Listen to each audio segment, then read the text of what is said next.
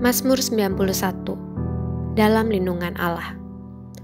Orang yang duduk dalam lindungan yang maha tinggi dan bermalam dalam naungan yang maha kuasa akan berkata kepada Tuhan, tempat perlindunganku dan kubu pertahananku, Allahku yang kupercayai.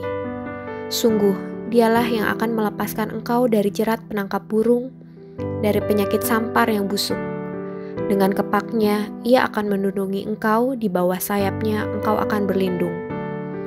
Kesetiaannya ialah perisai dan pagar tembok. Engkau tak usah takut terhadap kedahsyatan malam, terhadap panah yang terbang di waktu siang, terhadap penyakit sampar yang berjalan di dalam gelap, terhadap penyakit menular yang mengamuk di waktu petang. Walau 1.000 orang rebah di sisimu dan 10.000 di sebelah kananmu, tetapi itu tidak akan menimpamu. Engkau hanya menontonnya dengan matamu sendiri dan melihat pembalasan terhadap orang-orang fasik. Sebab Tuhan ialah tempat perlindunganmu, yang maha tinggi telah kau buat tempat perteduhanmu. Malapetaka tidak akan menimpa kamu, dan tulah tidak akan mendekat kepada kemahmu. Sebab malaikat-malaikatnya akan diperintahkannya kepadamu untuk menjaga engkau di segala jalanmu. Mereka akan menatang engkau di atas tangannya, supaya kakimu jangan terantuk kepada batu. Singa dan ular tedung akan kau langkahi. Engkau akan menginjak anak singa dan ular naga. Sungguh hatinya melekat kepadaku, maka aku akan meluputkannya. Aku akan membentenginya sebab ia mengenal namaku. Bila ia berseru kepadaku, aku akan menjawab. Aku akan menyertai dia dalam kesesakan. Aku akan meluputkannya dan memuliakannya. Dengan panjang umur akan kukenyangkan dia, dan akan kuperlihatkan kepadanya keselamatan daripadaku. Shalom saudara yang dikasihi Tuhan, mari sama-sama kita perkatakan apa yang dimaksud dengan Pentakosta ketiga. Pentakosta ketiga adalah pencurahan Roh Kudus yang dahsyat di zaman ini melebihi yang terjadi di Azusa Street.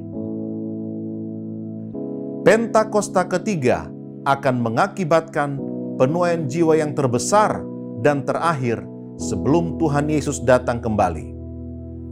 Pentakosta ketiga akan membangkitkan generasi Yeremia, yaitu anak-anak muda yang dipenuhi Roh Kudus, cinta mati-matian kepada Tuhan Yesus, tidak kompromi terhadap dosa, dan akan bergerak untuk memenangkan jiwa. Pentakosta ketiga lahir di Indonesia yang bergerak ke bangsa-bangsa. Gerakan ini dari timur ke barat dan akan kembali ke Yerusalem.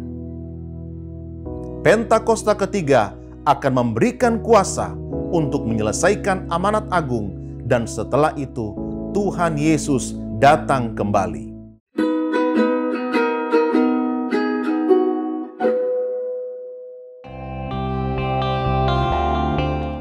Hello Church, dalam hidup ini kita akan mengalami masa-masa yang enak maupun yang tidak enak. Semuanya diizinkan Tuhan, karena apapun keadaannya sekarang tidak akan melebihi kemampuan kita.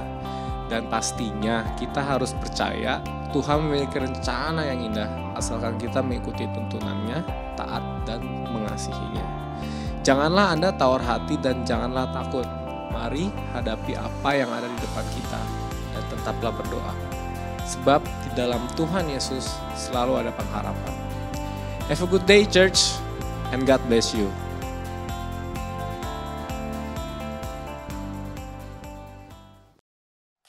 Haleluya, Shalom GB Kebon Siri. Haleluya, saya percaya ada sukacita, damai sejahtera. Bukan hanya untuk saya dan kita semua yang di tempat ini, tapi bagi saudara dan juga keluarga saudara. Dimanapun Anda berada, mari hari ini kita putuskan dan memilih untuk memuji Tuhan dengan sukacita. Yang mau katakan amin. Mari sama-sama kita bangkit berdiri sambil bertepuk tangan yang meriah buat Tuhan Yesus. Come on church. Hey. Para papa papa para. Para papa papa para. Bertepuk tangan, hey. Sama-sama nyanyikan. Bersorak-sorai, muliakan namanya. Dia berperang ganti kita. Bertepuk tangan, muliakan namanya. Dia selamatkan jiwa kita. Satu-satunya penebus, kalahkan maut, Dia bangkitkan hidup. Oh, Tuhan yang memberi kemenangan bersama kita, di dalam kita. Masuk dalam kemuliaannya, Dia perlindungan dan pengharapan. Para. Ayo bertepuk tangan saudara, come on. Para. Bersorak-sorai, muliakan namanya. Dia berperang ganti kita. Oh, bertepuk tangan, muliakan namanya. Sebab Dia selamatkan jiwa kita. Satu-satunya penebus saudara, satu-satunya penebus. Dia kalahkan maut. Oh, bangkitkan hidup. Tuhan yang memberi kemenangan bersama kita, di dalam kita. Masuk dalam kemuliaannya, Dia perlindungan. Ayo katakan, Tuhan yang memberi kemenangan. Tuhan yang memberi kemenangan bersama kita, di dalam kita. Ayo sama-sama masuk dalam kemuliaannya. Dia perlindungan dan pengharapan. Oh, ayo saudara, bertepuk tangan, muliakan namanya. Bersorak-sorai, meluluhkan, agungkan namanya yang hebat.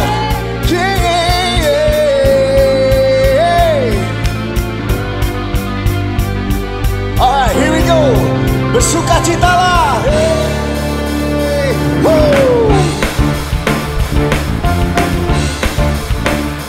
Alright, mari sama-sama bernyanyi.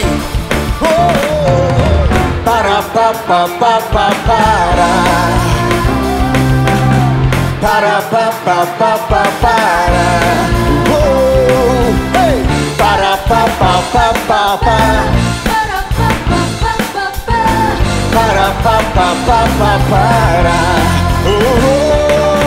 Tuhan yang memberi kemenangan bersama kita, di dalam kita. Masuk dalam kemuliaannya, Dia perlindungan. Sama-sama percaya ada kemenangan. Tuhan yang memberi kemenangan bersama kita, di dalam kita. Masuk dalam kemuliaannya, Dia perlindungan dan pengharapan. Sebab Dia perlindungan dan pengharapan. Dia perlindungan dan pengharapan. Para. Oh, para. Sekali lagi dengan keras. Para.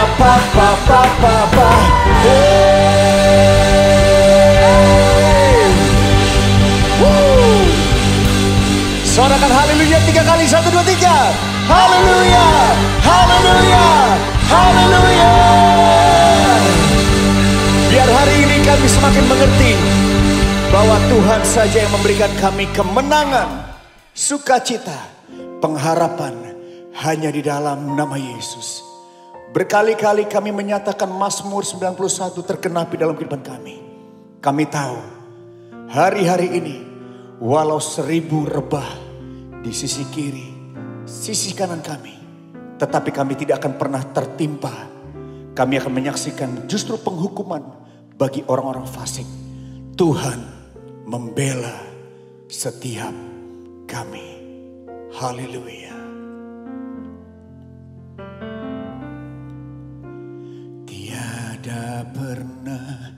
ku ragukan kasih setia-Mu ya Tuhan. Setiap waktu dalam hidupku tak pernah Kau tinggalkan. Meski langit tampak suram, awan gelap pun menghadang, hadapi badai, lewati gelombang, tak pernah Kau tinggalkan diriku. Oh, walau seribu rebah di sisiku, Kau tetaplah Allah penolongku.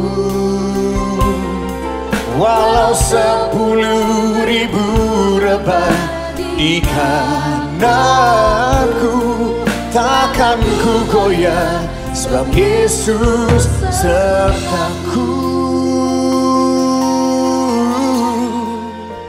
Tidak pernah kami ragu, tidak pernah ku ragukan kasih setia-Mu ya Tuhan. Setiap waktu dalam hidupku tak pernah Kau tinggalkan. Katakan meski langit tampak suram, awan gelap pun menghadang, hadapi badai, lewati gelombang, tidak pernah Engkau tinggalkan diriku. Oh, walau 1000 rebah di sisiku, Kau tetaplah Allah penolongku. Walau 10.000 rebah di kananku, kami tidak akan goyah. Oh, sebab Yesus sertaku. Oh, walau 1000 rebah di sisiku, Kau tetaplah Allah penolong hidupku. Walau 10.000 rebah di kananku, takkan ku goyah, sebab Yesus sertaku. Sementara pemusik memuji Tuhan di luar saudara, mari bangun diri saudara, bangun iman saudara, percaya bahwa tidak ada tulah yang akan masuk ke dalam kemahmu. Tuhan akan halau segala pekerjaan-pekerjaan iblis. Keselamatan ada dalam rumah tanggamu, kesembuhan, pemulihan, damai sejahtera, serta pengharapan. Oh, Shandaya Rarabakaya Rarabakaya, kami percaya ada kemuliaan yang menyertai setiap kami. Ada kemenangan yang Tuhan berikan bagi setiap yang berharap kepadamu. Haleluya. Tidak akan kami goyah, sebab Yesus beserta kami. Walau 1000 rebah di sisiku, Kau tetaplah Allah penolongku. Amin.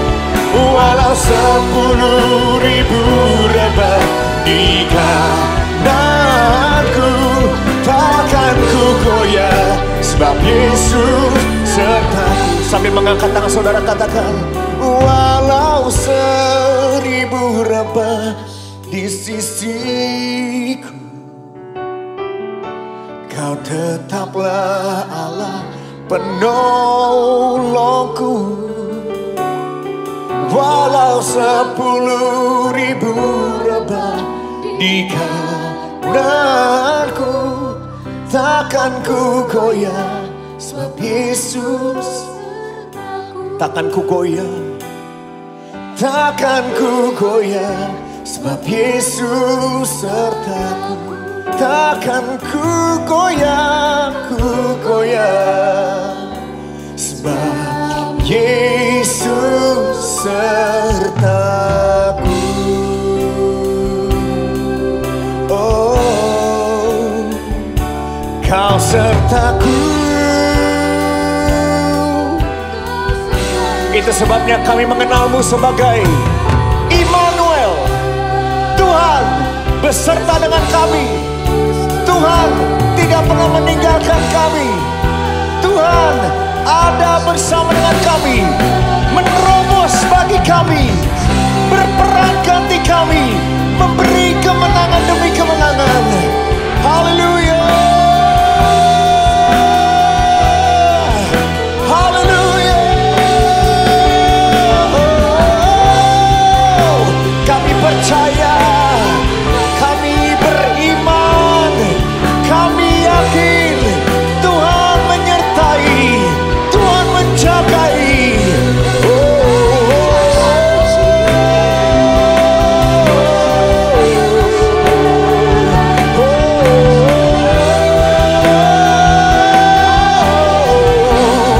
Shandaya rabakaya ralalalalalalala. Maka kuatlah roh dan jiwaku, oleh karena Kau menyertai. Haleluya, haleluya.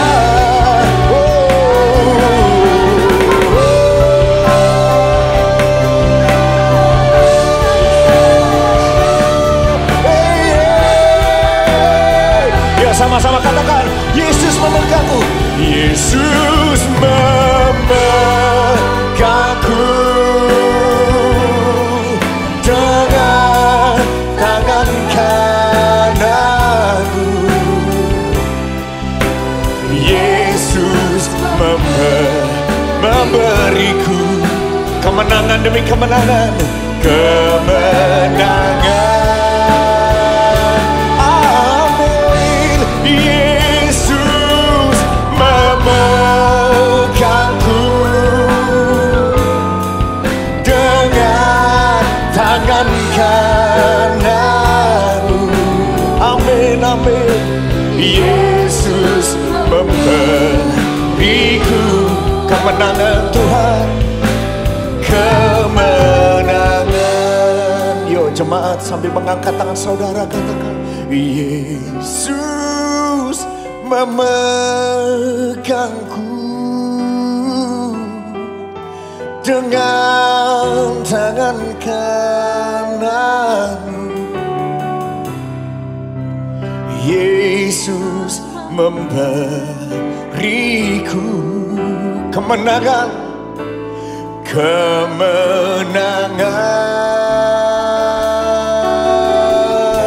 Yesus memegangku dengan tangan kananmu, dengan tangan kananmu. Ini kami percaya Tuhan, Yesus memberiku, ya, kemenangan, kemenangan. Oh, Yesus memegangku dengan tangan kananmu. Kami percaya Yesus memberiku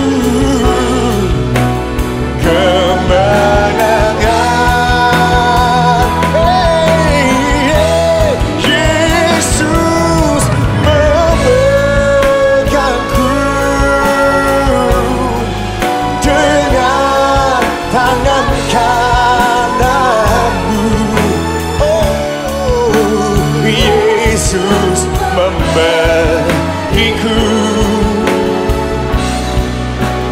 kemenangan. Kami percaya Yesus, Yesus memberiku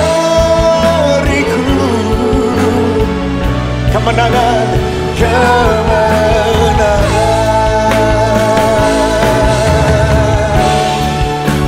Yesus memberiku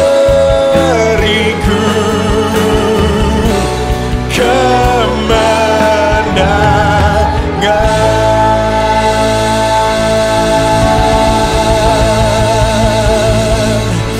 Kita semua umat percaya, yang percaya bahwa Tuhan memberikan kemenangan, sama-sama berikan tepuk tangan dan sorak-sorai. Kemuliaan bagi nama Tuhan saja. Haleluya, haleluya, haleluya. Kami bersyukur untuk waktu kami bisa menyembah-Mu. Dan kami juga bersyukur untuk waktu kami bisa mendengarkan firman-Mu. Kami sambut firman Tuhan dengan segenap hati kami. Di dalam nama Yesus. Sama-sama kita katakan, amin.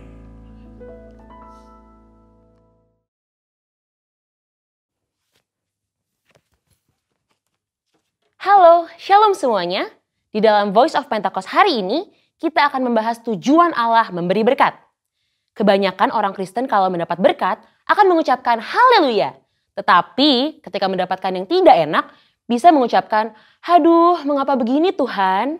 Pertama-tama kita harus mengerti terlebih dahulu arti dari berkat.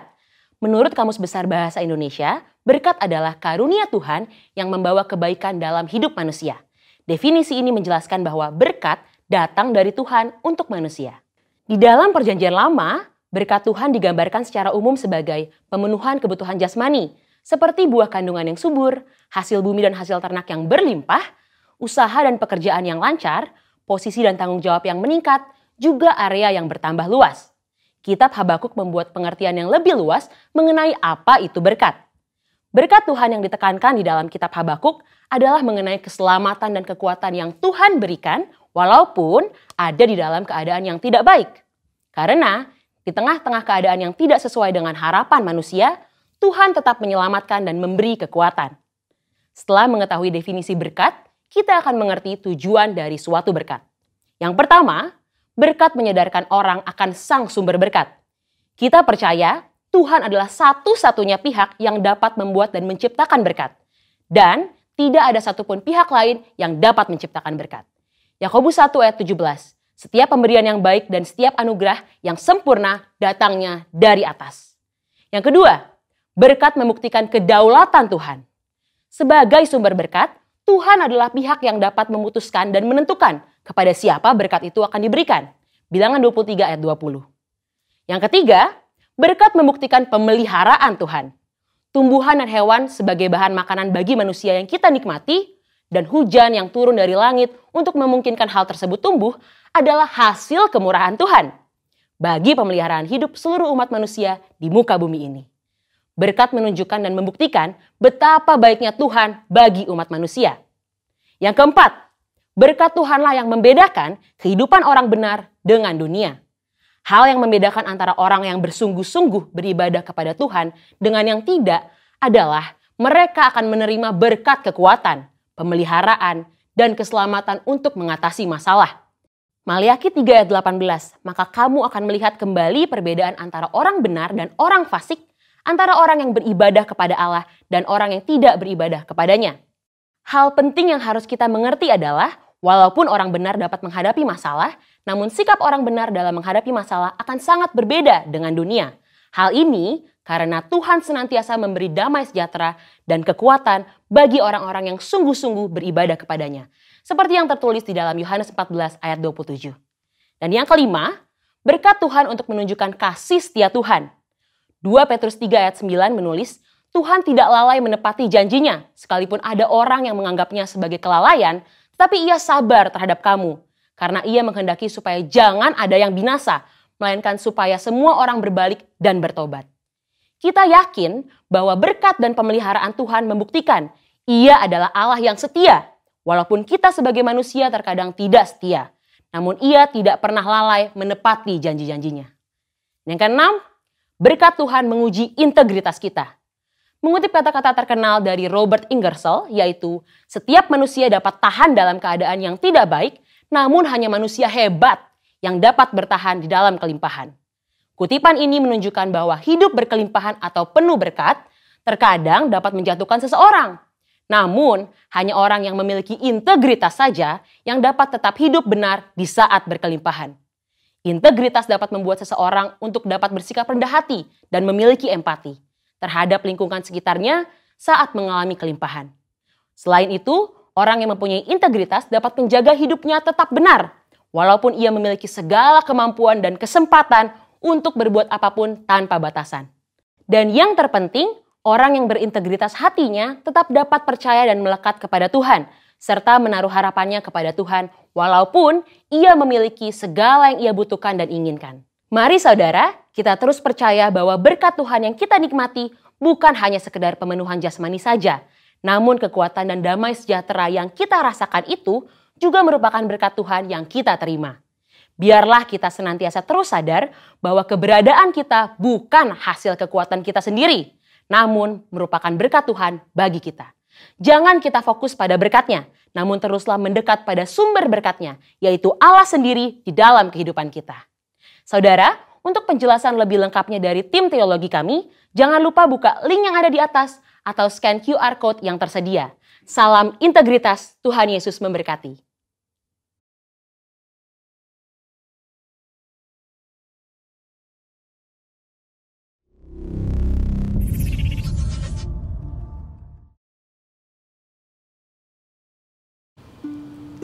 Shalom Bapak Ibu Saudara sekalian, Jemaat GBI Kebon Siri yang sangat diberkati Tuhan.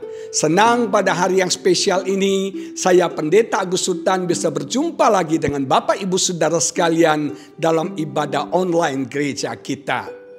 Saya berdoa walaupun ibadah kita masih secara online, biar itu tidak mengurangi semangat, antusias, sukacita kita dalam menyembah Tuhan. Saya berdoa Tuhan memberikan hati yang semakin lapar, semakin haus akan Tuhan, akan kebenaran firman-Nya. Saya bersyukur, berterima kasih untuk kepercayaan diberikan kepada saya untuk kembali pada hari ini bisa menyampaikan pesan Tuhan. Tanpa terasa sudah 1 tahun kita melewati masa pandemi ini. Dan kita bisa melihat pertolongan Tuhan, penyertaan Tuhan, perlindungan Tuhan dalam hidup kita. Kita mengalami kebaikan-kebaikan Tuhan. Kita mengalami mukjizat-mukjizat dan pertolongan-pertolongan Tuhan yang luar biasa. Layak kita bersyukur dan saya percaya hari-hari ke depan kita tetap akan disertai, dituntun, dipelihara, dijagai, diberkati dan dilindungi oleh Tuhan. Amin saudaraku. Dan pada hari ini saya mengajak kita membaca kitab Kejadian pasal yang kelima, ayat yang ke-21 sampai ayat yang ke-24 yang menulis demikian. Kejadian pasal 5 ayat 21 sampai ayat ke-24. Setelah Henok hidup 65 tahun, ia memperanakkan Metusalah. Dan Henok hidup bergaul dengan Allah selama 300 tahun lagi. Setelah ia memperanakkan Metusalah dan ia memperanakkan anak-anak lelaki dan perempuan. Jadi Henok hidup mencapai umur 365 tahun. Dan Henok hidup bergaul dengan Allah, lalu ia tidak ada lagi sebab ia telah diangkat oleh Allah. Mari kita berdoa. Bapa di surga, kami bersyukur untuk kesempatan pada hari ini kembali kami bisa beribadah kepada Tuhan. Engkau berkati kami dengan hati yang haus dan lapar akan kebenaran-Mu. Bersabdalah ya Bapa, berbicaralah kepada kami. Biar firman-Mu menerangi jalan hidup kami. Firman-Mu menuntun, memimpin kami yang ada di bagian terakhir daripada akhir zaman ini. Urapi hamba-Mu ya Bapa, pakai hamba-Mu dengan luar biasa. Penuhkan hamba dengan hikmat, dengan otoritas wibawa ilahi. Sehingga firman ini hidup dan berkuasa, sungguh-sungguh memberkati, menjamah setiap umat-Mu yang mendengarkannya. Dimanapun mereka berada ya Bapa, Engkau mengurapi anak-anak-Mu, memberkati anak-anak-Mu. Kami tundukkan semua pikiran, kami taklukkan tundukkan semua pikiran dan kami fokuskan pikiran kami hanya kepada kebenaran-Mu. Di dalam nama Yesus kami berdoa dan kami mengucap syukur. Semua yang percaya bersama-sama kita katakan amin. Pada hari ini saya ingin kita belajar dari Henok. Alkitab tidak banyak mencatat tentang Henok. Tapi saudara tahu Henok ini adalah pribadi yang sangat penting. Kenapa? Karena Henok yang menubuatkan tentang kedatangan Yesus yang kedua kali. Begitu hebatnya Alkitab. Henok itu hidup saudara sekian ribu tahun sebelum Yesus. Tapi dia sudah bisa menubuatkan kedatangan Yesus yang kedua kali. Kenapa hidup Henok ini penting sekali? Karena yang pertama adalah Henok adalah orang yang tidak mengalami kematian. Alkitab berkata dia diangkat hidup-hidup oleh Tuhan. Nanti Yesus datang yang kedua kali, apa yang terjadi?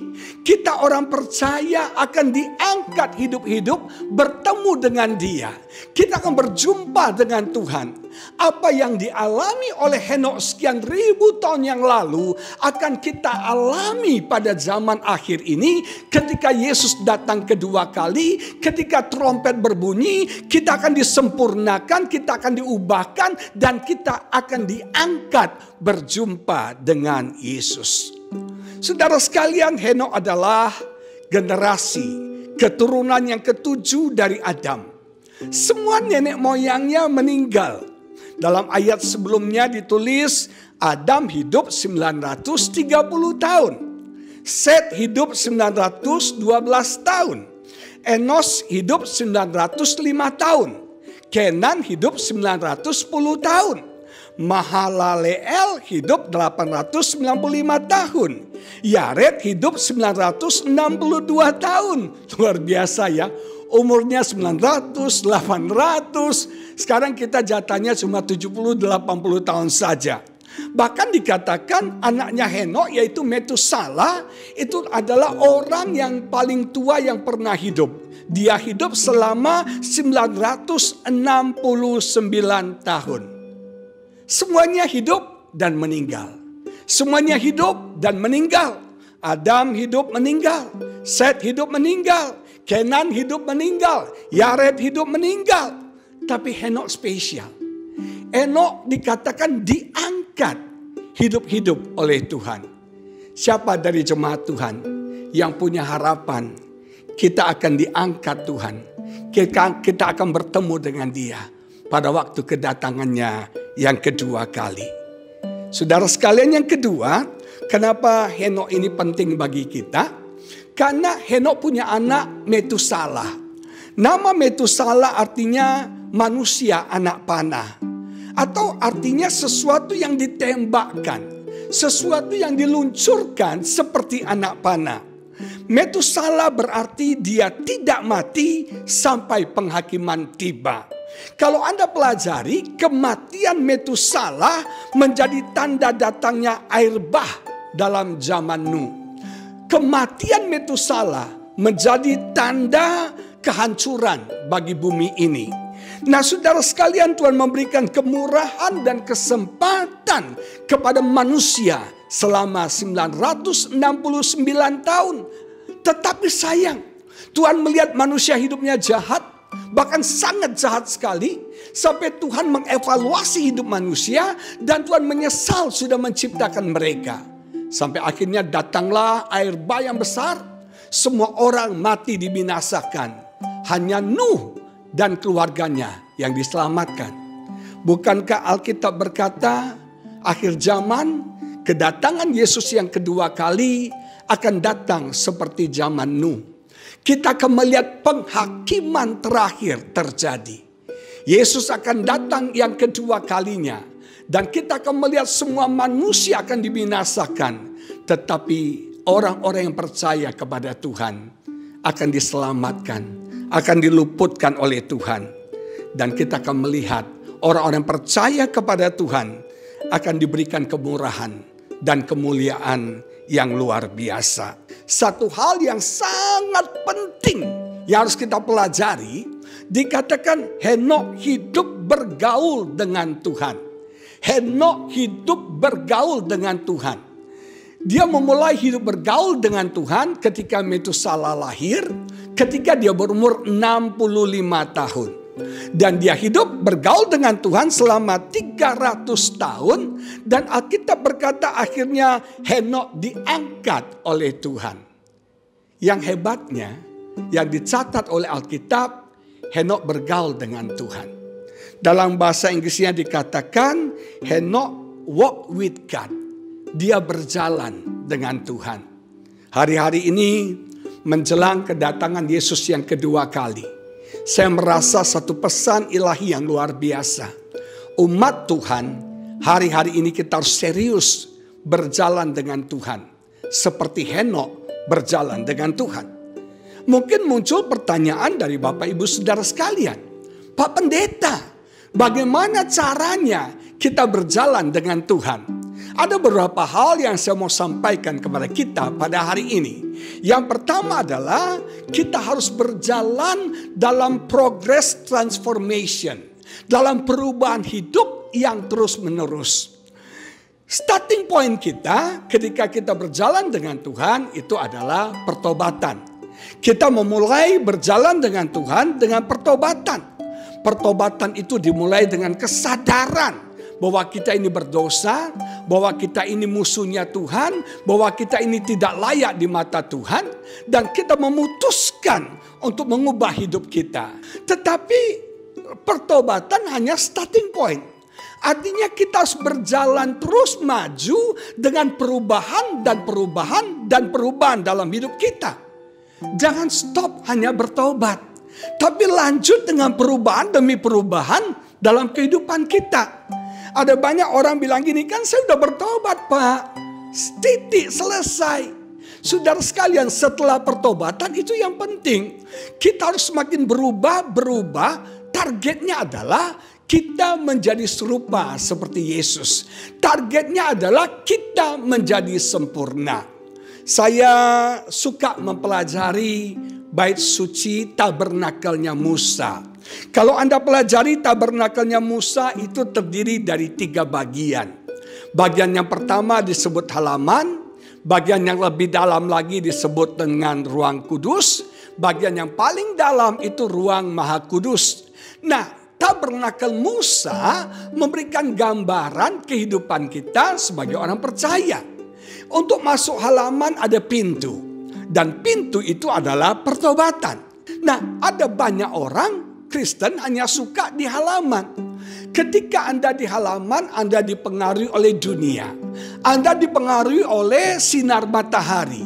Makanya saudara, banyak orang yang hanya jadi Kristen halaman.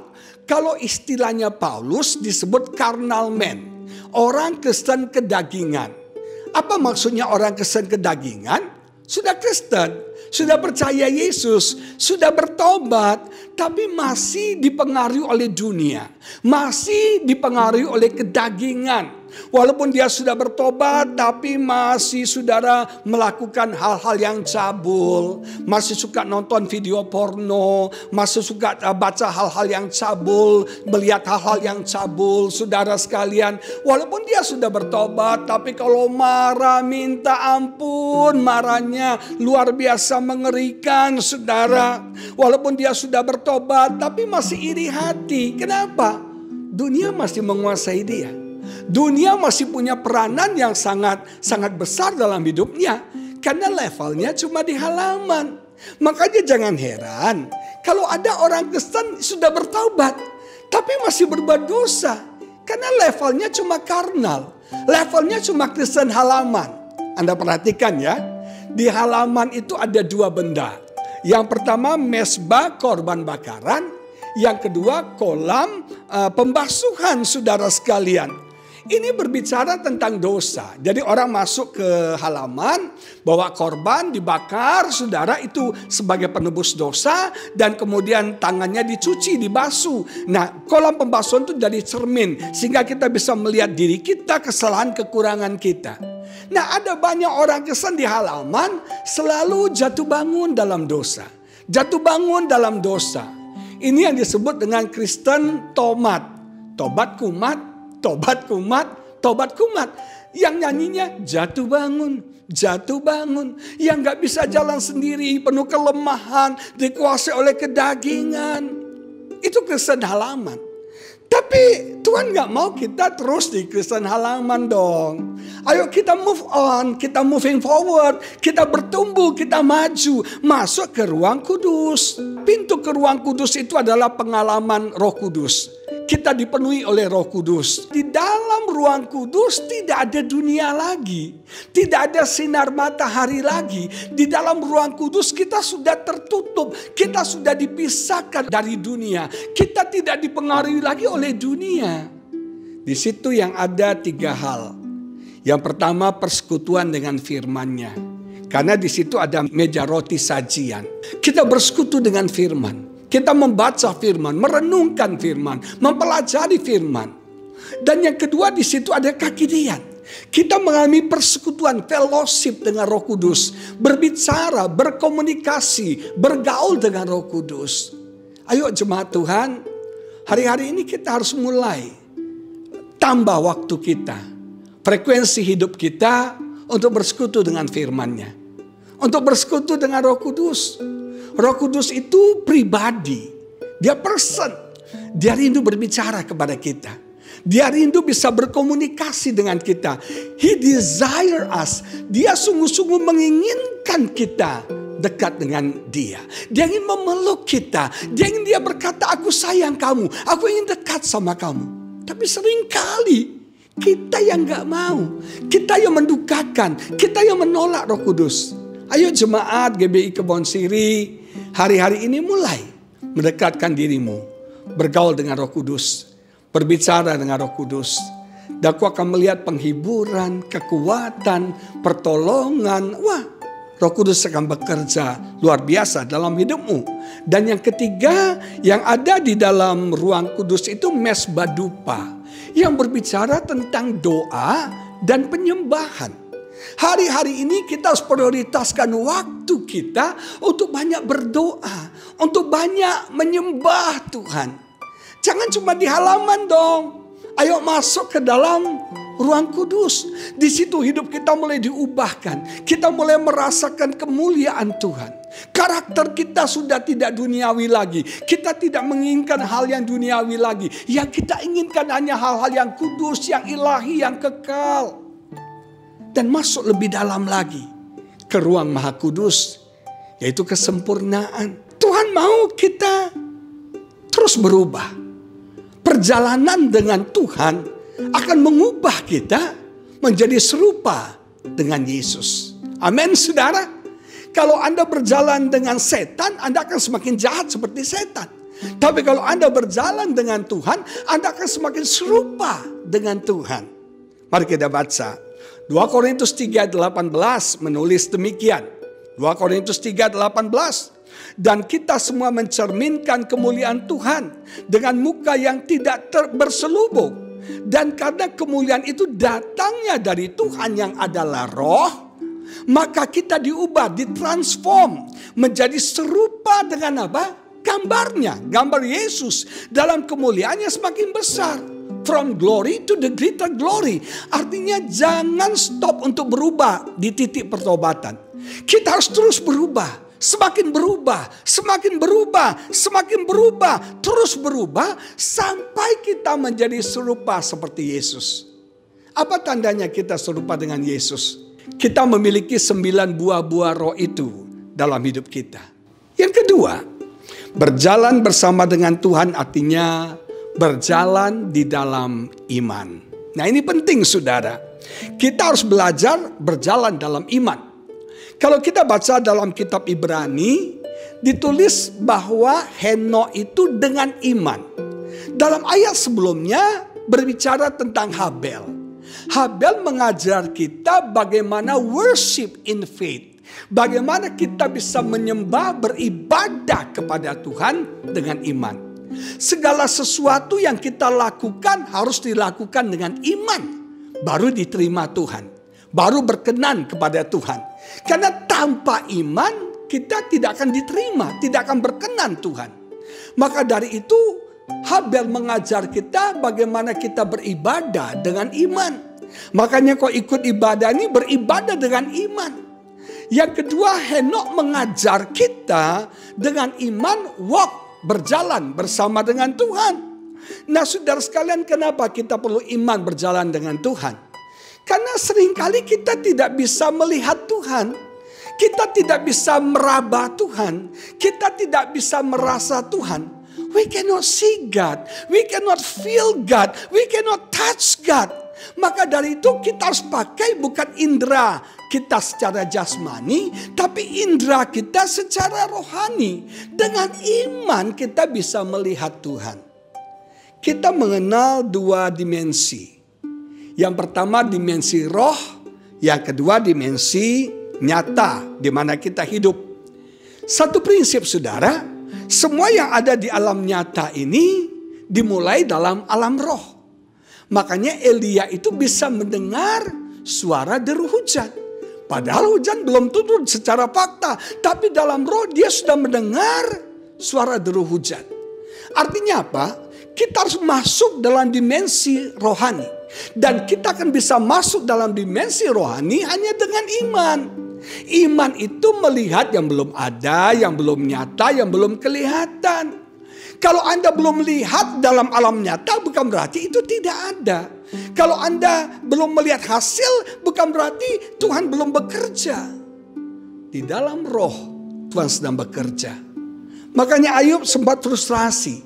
Dia mencari-cari Tuhan. Dia berkata, aku berlari ke sana, aku berlari ke sini, aku ke depan, aku ke belakang, ke kanan, ke kiri. Tapi aku tidak menemukan Tuhan. Kenapa? Dia mencari Tuhan dengan panca inderanya. Seringkali kita nggak bisa melihat. Kita nggak bisa meraba, nggak bisa merasa Tuhan. Perasaan itu sering menipu loh saudara. Jangan Anda pikir kalau Anda merinding itu Tuhan. Belum tentu. Anda lewat kuburan juga merinding. Jangan pikir kalau Anda perasaannya ingin nangis, terharu, terus itu hadirat Tuhan. Belum tentu. Kita nonton film Korea pun bisa nangis kan. Air mata bombay kan. Nah, iman yang membuat kita bisa melihat Tuhan. Ayub bisa melihat Tuhan dengan imannya. Nah, kita harus belajar untuk berjalan dengan iman. Satu contoh di Alkitab saya mau bahas tentang Habakuk. Habakuk kalau Anda baca dalam pasal pertama itu sempat komplain. Sempat mengalami goncangan dalam hidupnya. Karena dia melihat ketidakadilan terjadi. Orang benar dizolimi, sementara orang fasik itu berpesta pora. Seringkali kita melihat gitu ya. Ada orang saleh banget, hidupnya benar, takut Tuhan. Tapi hal-hal yang buruk terjadi dalam hidupnya. Sementara kita melihat orang fasik, orang tidak kenal Tuhan, orang jahat, malah hidupnya senang-senang, happy-happy. Habakuk melihat keadaan itu. Dan itu membuat dia komplain. Dan dia juga melihat sepertinya Tuhan tidak melakukan apa yang seharusnya Tuhan lakukan. Tuhan sepertinya tidak bekerja. Dan dia melihat saudara sepertinya Tuhan diam saja. Tuhan tidak peduli dengan apa yang terjadi. Dan Habakuk itu mengajukan dua pertanyaan. Pertanyaan yang pertama, berapa lama?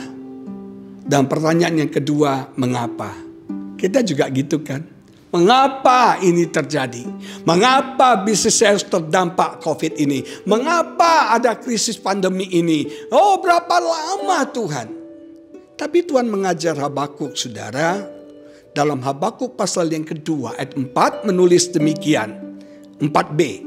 Tetapi orang yang benar itu akan hidup oleh percayanya. Orang benar akan hidup dalam iman.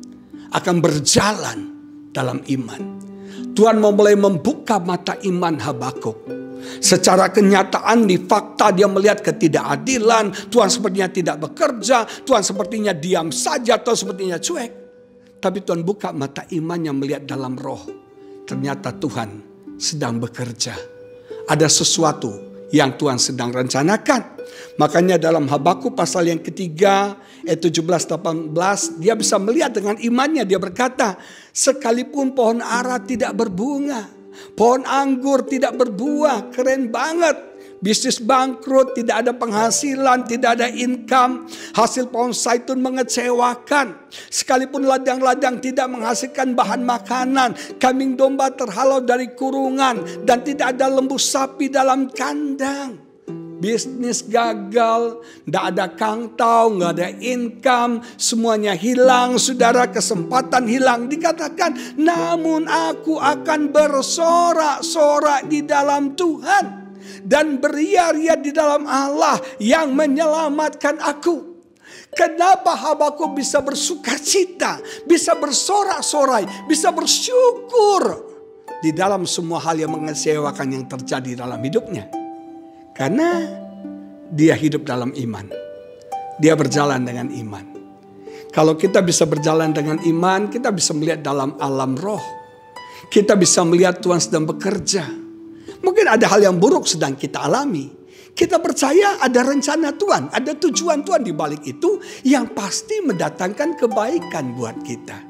Maka dari itu, kita harus berjalan di dalam iman. Yang ketiga, berjalan bersama dengan Tuhan itu artinya berjalan di dalam ketaatan. Saudara sekalian, kalau Anda mau berjalan bersama dengan Tuhan, harus kita punya ketaatan. Kita harus mau Tuhan yang menuntun kita dan kita mengikuti Tuhan. Bukan sebaliknya loh ya. Bukan kita yang tuntun Tuhan, bukan Tuhan yang ngikutin kita, tapi kita yang harus mengikuti tuntunan Tuhan. Nah, saya mau cerita nih. Pengalaman saya sama istri saya. Kalau kita jalan ke luar negeri nih. Nah, kita suka konflik kecil, saudara. Kenapa? Karena saya bilang jalannya ke sini, istri saya bilang jalannya ke sana. Jadi kita sempat ribut. Yang saya bilang ke sini, dia bilang lewat sana. Nah, kita akhirnya gimana? Kalau kita tetap konflik, gak ada jalan damai, dan kita gak akan bergerak. Salah satu harus mengalah. Siapa yang pimpin siapa ini penting. Sebagai suami yang baik, saya mengalah sama istri saya. Ya udah, kamu yang pimpin jalan deh. Kamu yang tunjukkan jalan deh. Kalau Anda baca di Alkitab dalam kitab Roma, hendaknya hidupmu dipimpin oleh Roh Kudus. Kata dipimpin Tuhan, dipimpin Roh Kudus, itu arti bahasa aslinya, konsepnya seperti seekor anjing yang diikat lehernya, ditarik oleh tuannya, dan dia ikut kemanapun tuannya pergi. Jadi dipimpin Roh Kudus itu artinya kita diikat oleh Roh Kudus dan kita rela mengikuti kemana Roh Kudus inginkan kita. Makanya Paulus katakan, aku ini tawanan roh.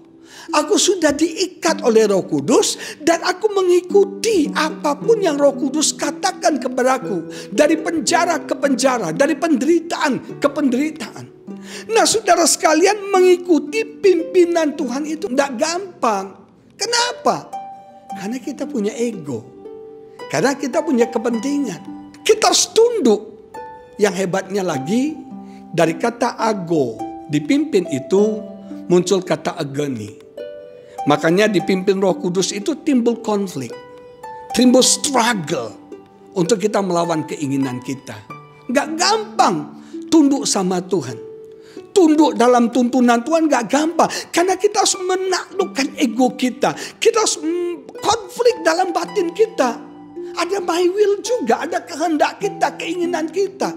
Bahkan Yesus pun di Taman Getsemani bergumul. Dia bilang, Tuhan kalau boleh aku gak mau mati. Aku bisa bayangkan penderitaan yang begitu luar biasa. Tapi Yesus akhirnya berkata, bukan kehendakku, tapi kehendakmu yang jadi. My will-nya harus dikalahkan. Saudara, keinginan kita, ego kita harus ditaklukkan. Supaya kita dituntun oleh Tuhan. Seringkali daging ini melawannya. Ketika Tuhan berbicara kepada kita. Daging ini bilang, enggak lah, jangan. Kita harus mau ikut siapa nih? Mau ikut tuntunan Tuhan? Atau mau ikut kata daging kita? Kita akan bisa berjalan dengan Tuhan kalau kita selaras dengan Tuhan. Saya belajar banyak dari Daud. Satu hari Daud diurapi menjadi raja atas Israel. Dan kemudian semua raja orang Filistin datang menyerang Daud di lembah Refaim. Refaim itu artinya giant, raksasa. Mungkin hari-hari ini iblis sedang menyerang Anda.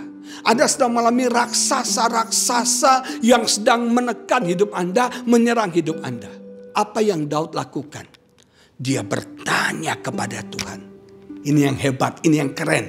Dia bertanya kepada Tuhan. Saudara, apa beban Anda? Apa pergumulan Anda? Ayo datang kepada Tuhan, bertanya kepada Tuhan, apa strategi yang harus saya lakukan? Bagaimana caranya saya bisa menghadapi musuh saya, mengalahkan mereka? Dan hebatnya, di event yang pertama Tuhan bilang majulah. Dan Daud maju. Terjadi terobosan. Musuh dikalahkan. Kemudian orang Filistin datang menyerang lagi. Terus Daud datang lagi bertanya sama Tuhan. Sekarang apa yang harus saya lakukan? Terus Tuhan katakan jangan maju. Jangan maju. Tunggu kata Tuhan. Saudara, musuhnya sama. Tapi cara strategi menghadapinya berbeda.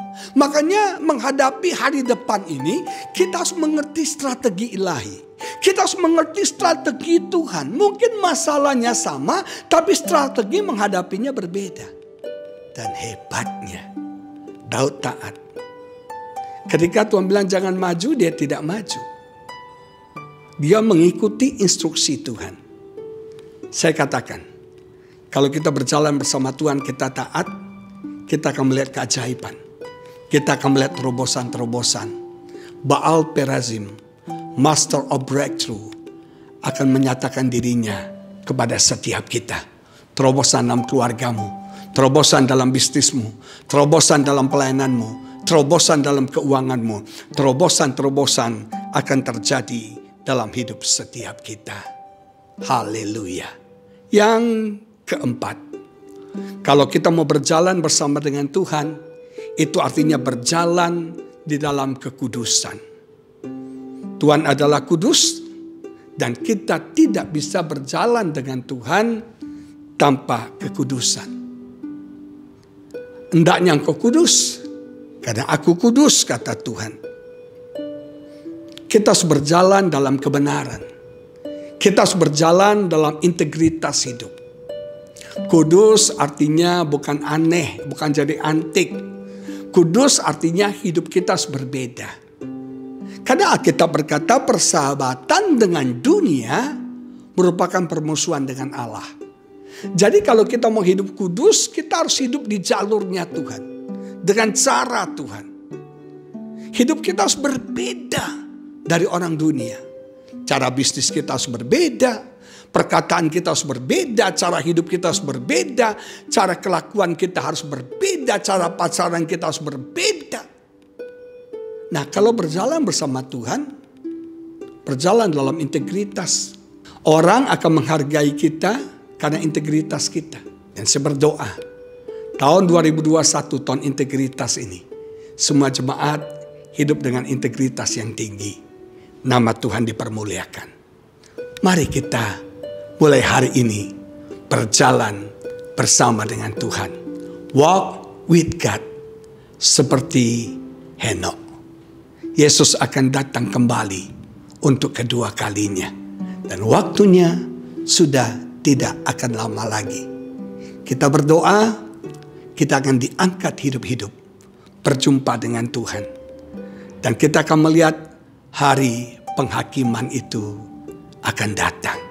Seperti zaman Nuh. Mari kita berdoa.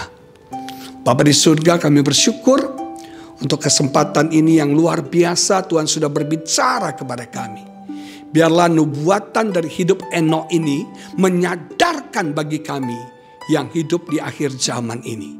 Biar kami siap diangkat hidup-hidup berjumpa dengan Engkau. Biar kami Tuhan siap menghadapi hari penghakiman itu ya Bapa. Berkati setiap kami, biar firman-Mu menyadarkan kami, menegur kami, mengoreksi kami, dan terlebih lagi mengubah hidup setiap kami. Hamba-Mu berhenti berbicara, tapi biar Roh Kudus terus berbicara kepada setiap umat-Mu ya Bapa. Berkati semua kami, sadarkan kami. Waktu kami tidak lama lagi, sadarkan kami bahwa Engkau akan datang kembali untuk yang kedua kalinya.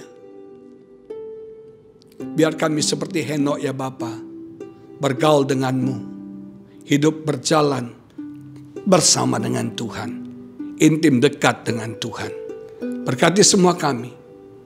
Berkati semua kami biar firman-Mu tidak cuma kami dengar, tapi kami praktekkan dalam hidup kami. Diberkati semua kami.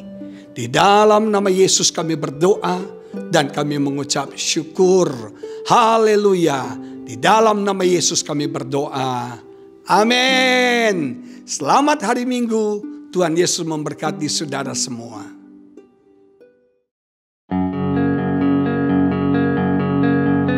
Terima kasih Anda telah mengikuti ibadah online pada hari ini.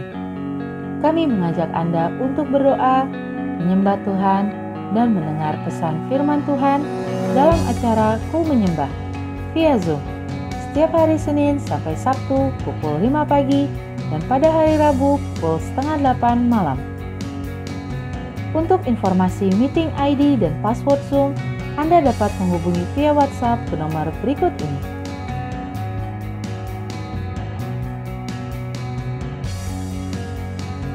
Ibadah Minggu tetap dapat Anda ikuti secara online melalui YouTube channel GBI Kebon Siri atau melalui aplikasi RCTI Plus. Anda dapat mengunduh aplikasi RCTI Plus di Apple Store atau di Play Store. Untuk ibadah online minggu depan, hari Minggu tanggal 4 April 2021, ibadah akan dimulai pukul 6 pagi. Pesan firman Tuhan akan disampaikan oleh Pastor Jeffrey Rahmat. Ibadah dapat dilihat setiap saat setelah waktu penayangan. Kami kembali mengajak Anda mengikuti GBI Kebon Siri Wednesday Bible Wisdom dengan tema Kitab Henok 2, Selaras atau Melawan Kanon, seri 2, pada hari Rabu tanggal 31 Maret 2021 pukul 6 pagi bersama Pastor Aruna Wiryo Lukito dan host Bapak Vino Pramudito. Acara ini dapat dilihat setiap saat setelah waktu penayangan. Kini Anda dapat memberikan persembahan umum, syukur, dan perpuluhan melalui QR Code. Bagi jemaat yang rindu memberikan persembahan, dapat menggunakan dompet digital sebagai berikut.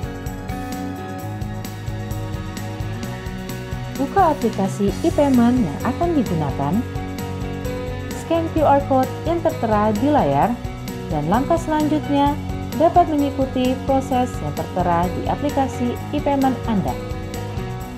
Persembahan melalui QR Code tidak dipungut biaya apapun. Persembahan umum, perpuluhan, diakonia, dan bantuan COVID-19 dapat Anda transfer ke nomor rekening berikut ini.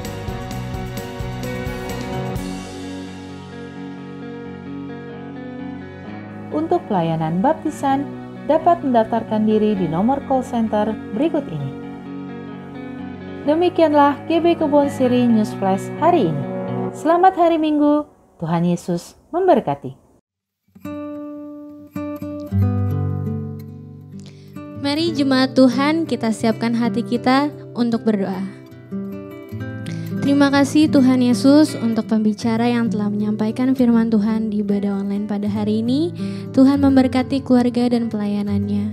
Kami juga berdoa Tuhan untuk Gembala Sidang, Bapak Pendeta Niko Nyotora Harjo, dan keempat Wakil Gembala, Gembala Rayon, serta Gembala Cabang GBI Kebon Siri, dan Gembala-Gembala Kul, biar Tuhan memberkati dan Tuhan mengurapi mereka senantiasa. Kami juga berdoa untuk jemaat GBI Kebon Siri dan semua yang mengikuti ibadah online pada hari ini. Tuhan Yesus memberikan hikmat dan segala usaha dan pekerjaan di tengah-tengah masa pandemi COVID-19. Tuhan mencukupkan apa yang menjadi kebutuhan mereka. Kami juga berdoa Tuhan bagi anak-anak muda generasi Yeremia agar Tuhan bangkitkan menjadi terang bagi generasi ini. Kami berdoa buat bangsa kami Indonesia, Tuhan pulihkan dari COVID-19 dan ekonomi bangkit kembali dalam nama Tuhan Yesus. Kami berdoa buat pemerintahan, presiden, wapres, pementeri, dan gubernur, dan bupati, serta sampai kepada desa. Diberi hikmat Tuhan dalam menjalankan pemerintahan. Takut akan Tuhan turun atas mereka, damai sejahtera Tuhan turun atas Indonesia. Dan kami siapkan hati kami Tuhan untuk menerima berkat melalui hamba-Mu. Mari angkat kedua tangan kita di hadapan Tuhan. Jemaat GBI Kebon Siri yang sangat diberkati Tuhan, terimalah damai sukacita, berkat yang berlimpah-limpah dari Allah Bapa yang Maha Kuasa, cinta kasih Tuhan kita Yesus Kristus, persekutuan manis dengan Roh Kudus, menyertai Anda sekalian, mulai sekarang dan sampai Tuhan Yesus menjemput di awan-awan dan sampai selama-lamanya. Jemaat GBI Kebon Siri yang sudah terima berkat Tuhan, katakan amin. Layaklah segala bangsa sujud kepadamu. Amin. Sebab Kau Allah yang kudus, layak layaklah segala bangsa. Segala bangsa sujud kepadamu. Kami percaya Kau Allah yang kudus, layak disembah, layak untuk disembah Tuhan, layak disembah, layak untuk disembah, layak disembah.